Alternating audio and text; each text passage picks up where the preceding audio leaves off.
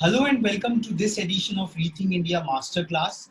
Today we have with us as a maestro who would be illumining us about the state of school education is Madam Perveen Quaiser.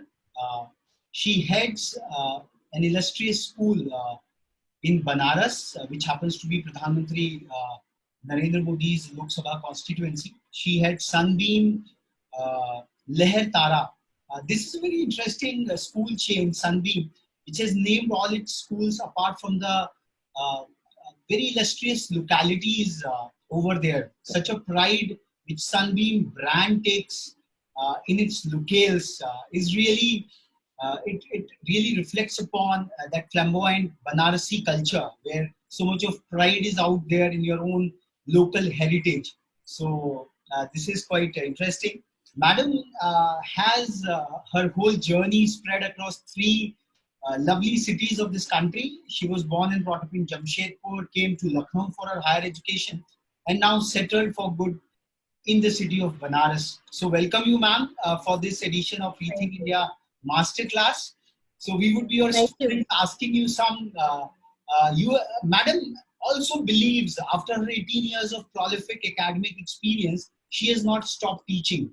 She says that in order to keep a pulse over my students, I have to go to the class and learn it firsthand. So ma'am, we will be your students for the next 30-35 minutes and asking from your profound experience about the various aspects of how the school education is moving forward. What are your personal experiences and the challenges, especially in this post-COVID lockdown period? So one very striking facet, the first question which comes to us that you talk about a unified and a coherent vision of modern education which should be there. So what is that unified and coherent vision which is being lived and led at Sunbeam Lahartara? Okay, so thank you, Raghav sir. Thank you, Surbi ma'am, for having me here. And good morning and Jai Hind to everybody. I would like to start by telling you a little bit about my institution, my group of institutions, which is called the Sunbeam Group of Educational Institutions. We are a conglomerate of 7 branches which are located in Varanasi, and then of course we have some franchisee schools spread across Eastern UP. Apart from that, a very interesting thing that I would like to tell you about my branch, which is Sunbeam Lahartara, is now Lahartara, if you all know, is the birthplace of Kabir. Okay. So very close to my school is the place where Kabir was found. So this is the place which kind of binds not only the teachers, the management, the school, but also each one of the student who is studying in this branch to the roots. And that is what we all talk about. So even if we are in a city which is one of the oldest living city in the world, but the vision that the school has is very modern, as in the holistic approach to education is what we firmly believe in. So what we actually think and do over here is not just academics and the mundane things done in education, but we think about giving to our students on a on a wider gamut, and everything that probably the 8-year schools or the schools in the metropolis get, we try and give that to our students here. And I am proud to say that we've kind of been very successful in doing that. Quite interesting, ma'am. And you take so much of pride, and this consciousness about the locale is very, very, very important. कि कबीर हमारे school के पास में पैदा हुए थे, तो एक अलग ही association comes, another kind of a pride comes within the majestic city of Banaras. This is quite a unique experiment, a unique facet of Sunbeam schools, which we have observed. Ma'am, as you have said that you as an administrator, as a principal, you still teach, how do you manage it? And what difference you find when you joined in the educational fraternity as a junior teacher and now when you teach as a principal? So in दोनों में फर्क क्या लगता है आपको? What insights you get now while teaching as a principal? Well, when I'm with my students, frankly speaking, there is no difference to when I started. So when I started because I loved to be with the kids. And whenever I'm teaching, so when I taught a class 4 child English in their classes, I went down to their level to understand also how they thought and how they perceived a certain chapter or certain lesson in English. What I do right now in when I'm a principal as well, it's the same. So when I'm in the class, when I'm with kids, when I'm interacting with them, I am with them. So that hasn't changed. And in fact, that love to be with the children and to understand how they think is something that, you know, I have not been able to shun away. And that's the reason why I keep teaching, even though there is a change of role right now. So what additional insights you get as a principal? How it helps you to administer and manage your school while being a teacher at the same time? Well, you see, when somebody is a teacher and then moves up the ladder and becomes an administrator and then takes on the role to manage the entire school and keep a balance between the students as well as the teachers, well, I think it's very advantageous because you then know what the teachers also are going through. So when a certain teacher comes up to me right now and says that, ma'am, there is this issue that I have in a particular class, well, I can relate to it because I am there in the class as well. So I think it gives me more clarity and gives me a little bit of an advantage in handling those difficult situations when I am an administrator now. And when I'm also teaching. So I think that is what is really helping me. Because what happens is when you're on a chair, so to say, there may be times when you just cannot connect. But since I'm there in the classes, I think I'll be able to, and I am able to know more about what the teachers also kind of feel in the classes, and you know, so I'm able to You're get more closer to the kids that way. You're more closer to the kids. yeah, so with them. exactly, and even the teachers and their problems, I can kind of relate to it, and I can, you know, empathize and then probably help them in a better manner. How did Lahartara coped up with this lockdown? What was your personal experience in this 90 odd days of lockdown, which we would be completing by June 25th? So, what Correct. was that journey? It was all of a sudden. So, we would like to know more about that. Yeah, okay. So what happened was, as in all of the other schools, this lockdown came as a shocker to each one of us. And it threw us into that deep, deep sea where we had to somehow swim to in order to, you know, survive. So what happened at Lahartara was also the same. But what I really am proud of when it comes to my school is that my teachers took it up like really well. And yes, we did. We were already into taking Zoom classes for some of the classes, but it was intermittently done and not a very regular feature. Now that it came up like we have to do it regularly, well, the teachers took it up on themselves. And if you just, go onto our website, we've really proudly shared it on the Facebook page of our school as well, wherein our teachers have made, in fact, transformed their homes into classrooms. So they have the teaching aids displayed all over the walls, the doors, and they have made the teaching aids. There are science teachers who've kind of, set up their own little labs back in their homes. So that has really helped in our teachers then, doing a wonderful job in this lockdown. And very often I do interact with, on certain platforms of educators all over the country, wherein they say that the senior teachers are not taking it up very well.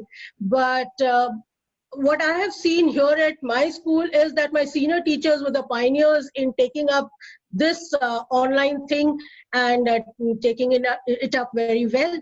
So in fact, they were the ones who actually first got into it. And then, of course, the entire school, the teachers and the students did it. Ma'am, tell us more about how your teachers responded. As you said, they converted their own houses, their own dwellings into learning spaces to teach the students at large. And it was not just the screen alone, but they installed their laboratories, their displays. So tell us more about that experience. Okay, so what happened was there was this science teacher I would like to tell you about. She had to talk about, a certain set of experiments. You may like to name her as well, yeah. So, right, absolutely. This forum opportunity to acknowledge their contributions as well. Absolutely. So we have Ma'am Shalini Mathur. She took up the entire class 8 science practicals in her own house. So she demonstrated the entire stuff, and the students were able to watch it, see it, and then, she also helped them to try it out on their own with the limited resources that they had in their own houses. Then we have another one teacher who teaches in the junior class, Ms. Seema Pandey. Now, she went into her own garden to show her students the various flowers and the leaves and the various kinds. So that was that unique thing. The school was not, like the online school was not just the screen and the teacher and the student. It was beyond that as well. And that would not have been possible without these proactive faculty members who were not, absolutely. I think they were pulling the school management that this is what we want to do, who took the entire laboratory back home. So what was I would say, how did you respond it in the first place? Was it an idea of yours, or was it of the concerned faculty herself? Well, I would like to say that my faculty has been absolutely proactive in this. Yes, there were certain ideas that we as admins were sharing with them, but those were just mere specs when it came to their research and their creativity. So all of my teachers, they've really pushed their creative skills. They've made these elaborate, teaching aids, and they do it in the classes. Be it in the KG section, the puppets, the hand puppets that they've made an entire dollhouse where the storytelling happens. So, those kind of things have really helped the students also get hooked onto it, because like others in various other cities, I'm sure my students also came from a background wherein initially there were hitches, where the parents were apprehensive how online teaching would be happening, whether it's going to be fruitful or not. But believe you me when I say that the moment we do not have a certain storytelling class happening, we get a call or so from the parents saying that my children are already missing it. Mm-hmm. So it just goes to say that things were happening and are happening very well. So what drives this creative culture at Sunbeam, Lahartara? What are those secrets? Would you like to share with our larger audience? Well, I do not know about the secret, but on a lighter note, the word does go around that you have to be a little crazy to be at Sunbeam Lahartara. So you really have to love the job, and then you go on a different level altogether, and it hasn't come overnight.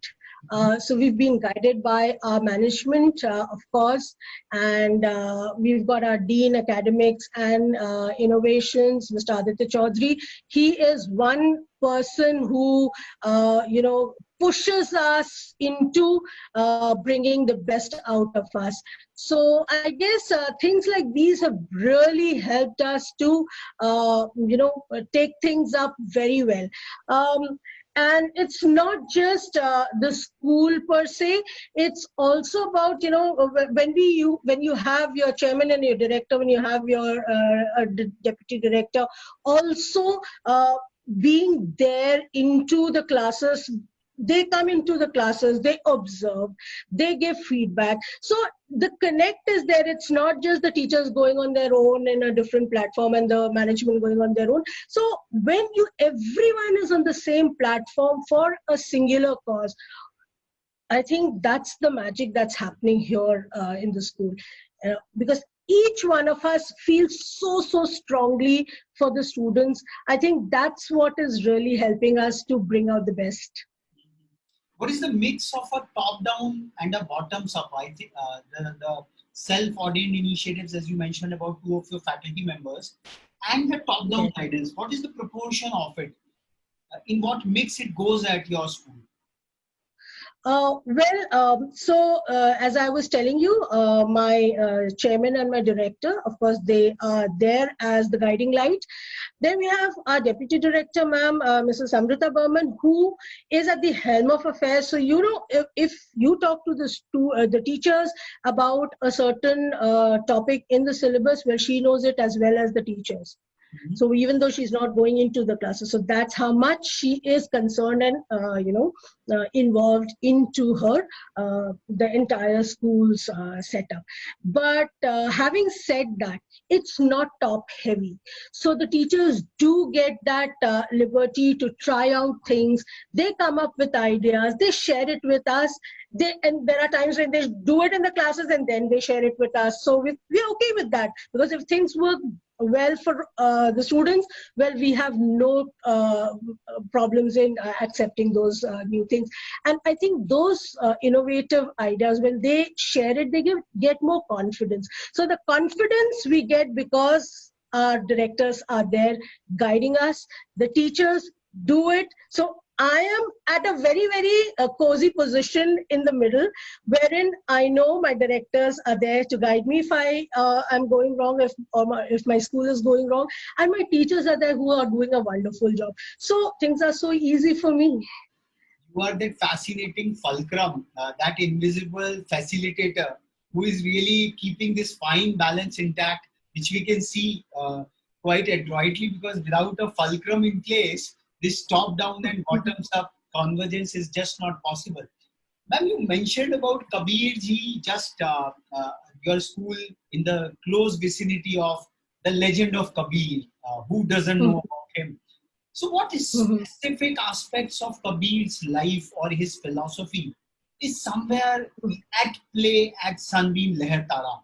Maybe as a tribute to this legend, in what way Kabir is commemorated at Sunbeam Lahartara, if at all? Yeah, of course.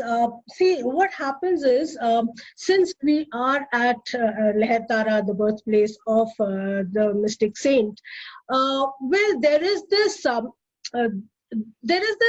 innate happiness that you would find the moment you enter the gates of Lahartara. So that Dhai Akhar Prem ka that Kabir had propounded and talked about, well, you would find that in my school. So I think whenever I go on a round, or even if right as of now I'm in school and there are not very many people in the school campus, but you would find that palpable happiness, that satisfaction that is there, which I think can never come if people are not in love with the place and the work that they are doing. So I think that's innately there in the school. Intrinsically embedded into Sunbeam Lahartara's conscience. Yes. Okay, that's really profound. In some way, are the aphorisms engraved somewhere, inscribed in some place, or is there a plan to do about it, just to commemorate that as an educational institution, the life and legend of Kabir? Well, we do not have a certain, commemoration there of Kabir, but as I said, the essence is there. The essence. It's definitely there. This is extremely Well, you have traversed to three beautiful, supercharged cities of this country, like the steel city of India, Jamshedpur, to Lucknow, and now to Banaras. So, as someone who has such a vibrant thought about the culture, the tradition, and the educational reverberance, how would you try to describe the differentiated culture of these three cities? Okay, so when see, I was born and brought up in Jamshedpur, and that particular city it's a world on its own, and it's a very cosmopolitan city wherein you'll find all kinds of people, and each one of us knows the other person. So it's that smaller town and that close knit town. So to be born and brought up there, I was thrown out of gear. I was thrown into a absolutely different world when I went to Lucknow, wherein tehzeeb aisi ki pehle aap karte hi sara din nikal jaye. But again, so that was again a very different kind of a flavor that came into my life, wherein I went, and even ek rickshaw wala aap janab se baat karta hai, and tehzeeb aur nazakat उस शहर की निशानी है. So again, that was something again that struck me strongly. But then in Lucknow, I was studying in and staying in the hostel of IT college, which is the Isabella Thoburn College. Now, if you know about that college, it's a very modern college. So in a city which is so contemporary and with the culture so deeply embedded in the entire city, you are in a college which is absolutely modern in approach. So again, you have the best of the two worlds. Coming to Varanasi, again, there was a huge cultural shift, but then because Varanasi is such a vibrant place where life is there all around. You go at 2 o'clock on the ghats and you feel that everyone's awake, and yeah, so it's that ways. And जैसे कि हम यहाँ कहते हैं कि अगर 2 बजे रात को भी अगर आपके घर कोई मेहमान आ जाता है और घर में कुछ है नहीं तो वो भूखा नहीं सोएगा. So it's that ways, and early in the early hours or even before the day breaks, you would find action happening in the city. Banaras is a city which never sleeps, you can say. It's that way. So it was again a very different kind of a culture that I saw over here. So imbibing the best of all these three places has made me into, I don't know, a person who will never say no to anything and would always embrace everything that comes in my stride. So I think as a person... You also mentioned that you are a travel buff. You love traveling and going around with kids and using the medium of travel as a mode of education. So what are those, being an educator and loving travel, what are those facets which you feel are specifically learned only by travel, which you just cannot extrapolate the imagination, but travel teaches so normally and naturally? Would you like to tell us more about that? Right. So, what happens is when you are traveling, it's, when you are talking about a certain place and you give loads and loads of books to a child and say, this is what the literature says and this is what is the history of the place, he would, of course, read it,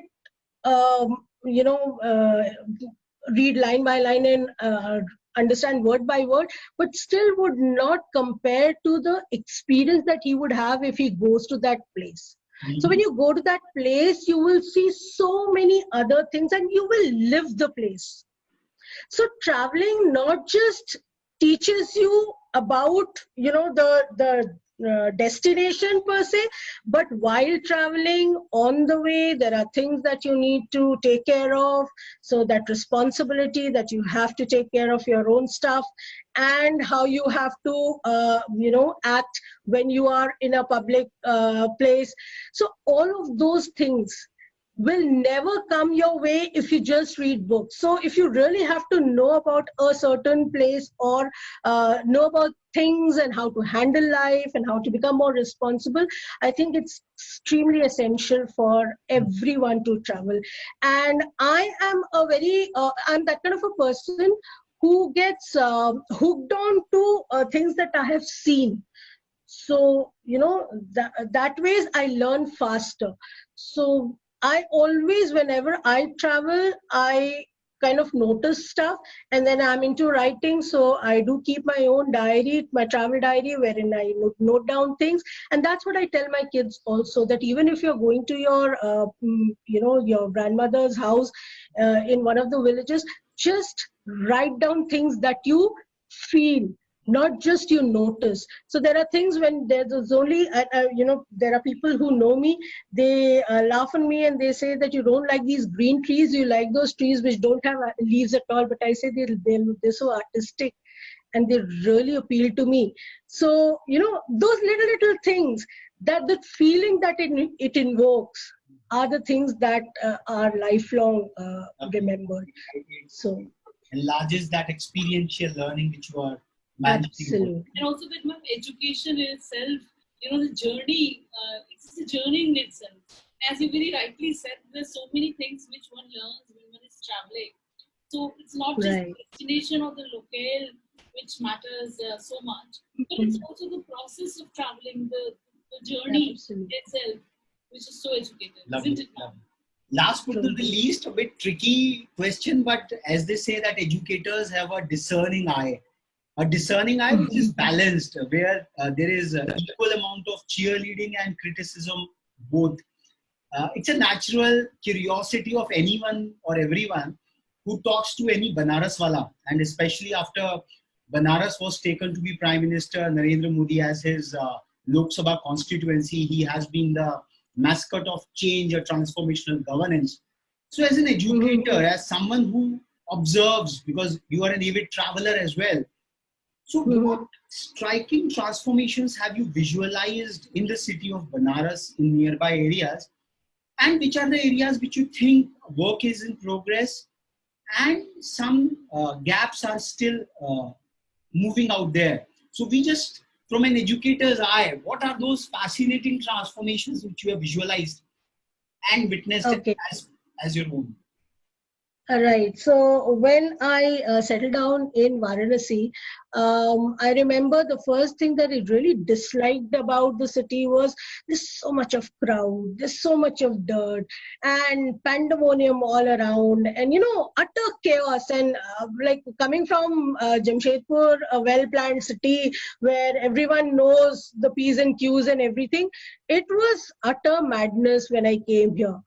But I think that's what is the lovely thing about Varanasi. And then of course, Varanasi has always been on the world map. Having Honorable Prime Minister and his constituency being Varanasi, what has really changed is that people have started noticing how good and what are the best things that this city has to offer. And so there has been a change of attitude. Earlier, it was just, okay, Banaras. But now, people, I think, have taken this particular city more seriously. And then, of course, because I have my students now all over the country and abroad as well. Students, my alumni who have passed from my school. So when they come back and when they say, that ma'am, when we say that we are from Varanasi, the first thing that the other person listening to me says, oh, acha, Prime Minister Modi ki constituency se. So that's one advantage that people know. And again, when I say I'm from Sunbeam, so they can recognize, they can relate because they've already heard about the school. So I think as a city, Varanasi is doing wonderfully well. There are very positive changes that have come over the past few years. And I'm hopeful that there would be more positive changes happening in the future as well. So here we had Madam Perveen Quaiser in all her resplendence, with her beautiful poetical and travelogues, the journey which she had in 18 years as an educator, as an observer. And she really illumined us on a host of issues, unabated, unrestricted, and with an uncanny logic. This is really interesting, and thank you very much, ma'am, for joining us today. From very near to Kabir's birthplace, your school happens to be a landmark of this legend's birthplace, who really was a social transformer of those ages and a very critical, candid philosopher and practitioner in the same right. And we can see that effulgence from your own personal experience. Maybe that legend's influence is guiding everyone at Sunbeam, Lahartara. Thanks a lot, ma'am, for being with us from the holy land of Banaras. It's composite culture, the city which never sleeps. We have been told generally that it is only the modern cities who never sleep, but the experience which you told, that there is activity on the ghats even in the dead of the night. So the land of Shiva, a composite city, an ancient city of India, and very beautifully represented by Sunbeam Lahartara. Thanks a lot, ma'am, giving us such a majestic overview of all our questions and our curiosities. Thank you very much, ma'am. Thank you. Pleasure having you. So you should come over to Varanasi and to Sunbeam Lahartara to feel the magic. Thank you so much for having me here.